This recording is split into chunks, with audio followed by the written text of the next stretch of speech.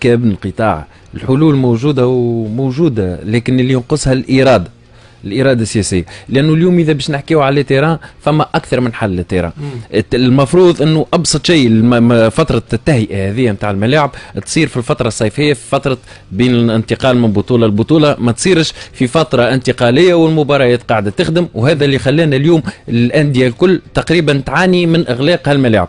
الثانية هي التنسيق بين الوزارات، لانه اليوم الملاعب تتبع البلديات، وبالتالي ترجع بالنظر لوزاره الداخليه، في مقابل ان وزاره الرياضه ما عندها حتى توسيع على الملاعب هذه وما عندها حتى حكم عليها، في مقابل انها قاعده تصرف نفس الشيء عن طريق مندوبياتها في تاهيل معناها اليوم وزاره الرياضه قاعده تصرف لك على الملاعب وما عندهاش السلطه عليها، تصرف على الاطارات الفنيه المنتخبات وما عندهاش. سامحني معناتها، وباش نرجعوا له الموضوع هذايا بعد شويه لانه مهم، وباش نبداو به ساعتنا الثانيه. نمشيو فاصل ومن بعد نمشيو للقسم الاخبار وراجعين مكملين في زنسبور.